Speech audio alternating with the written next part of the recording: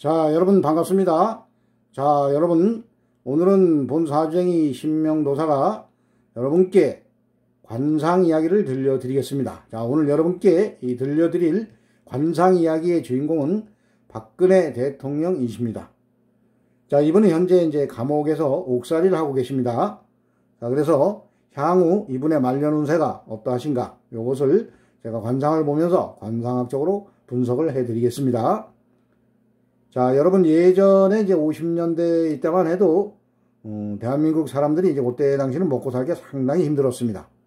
그래서 그때는 이 평균 수명이 상당히 낮았습니다. 몸이 아파도 이제 병원도 못 가보고 돌아가시는 분들이 상당히 많았습니다. 그래서 그때 당시는 이제 평균 수명이 상당히 낮았고, 현재는 이제 나날이 이제 대한민국 경제가 발달해 가면서 많은 분들이 본인 스스로 이제 몸 관리를 잘 하십니다. 그래서 요즘에는 많은 분들이 건강하십니다.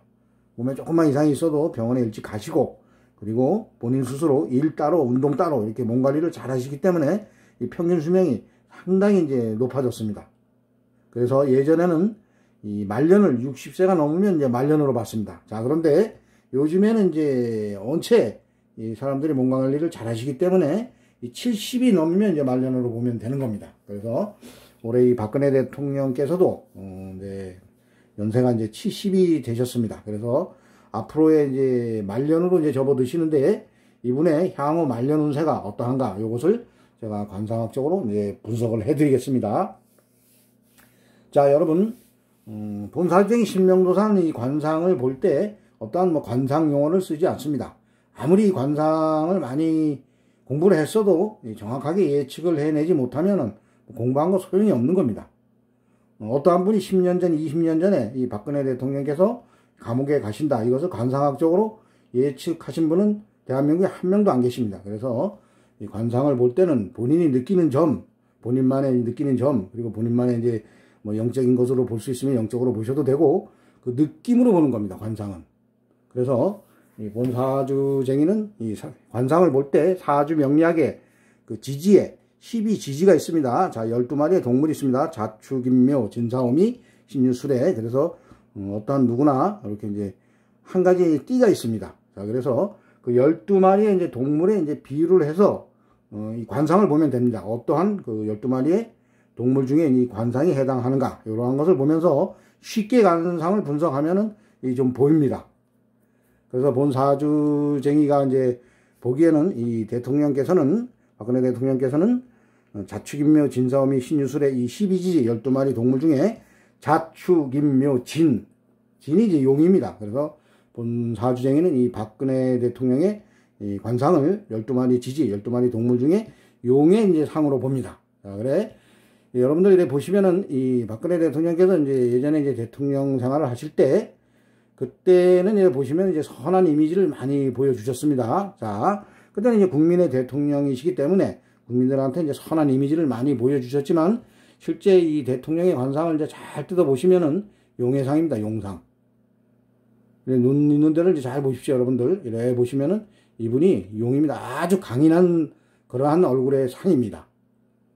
그래서 이제 이 말년을 이제 분석을 할 때는 요 턱을 잘 보면 됩니다. 그래서 요 대통령께서는 이 앞턱이 약간 나오셨고, 이 턱이 약간 나왔다고 뭐 말년이 좋은 건 아닙니다. 턱이 약간 나오시면서 이 얼굴 이쪽 이제 볼 부위가 약간 균형을 이루면 이 말년 운세가 상당히 좋으신 겁니다.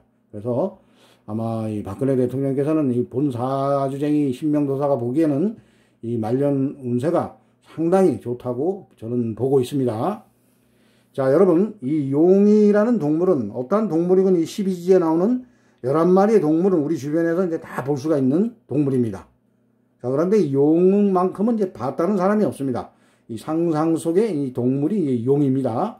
자, 그래서 이 용이라는 이제 동물이 이 큰 저수지나 계곡의 깊은 물 속에 이래 움츠리고 있다가 탁 치고 하늘로 올라갈 때, 그때 그 용의 참다운 모습입니다. 아주 찬란하게 보이고, 그 용의 모습이 그때 아주 찬란하게 보이는 겁니다.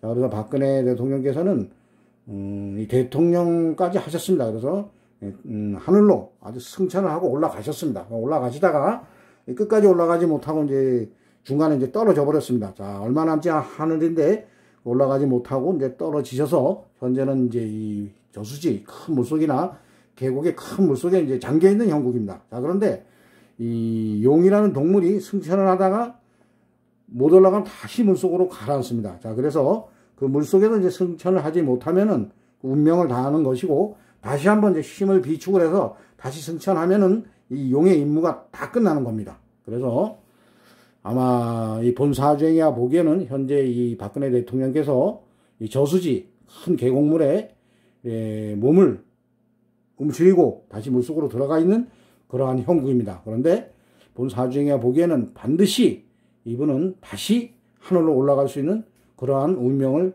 가지고 태어나신 분입니다.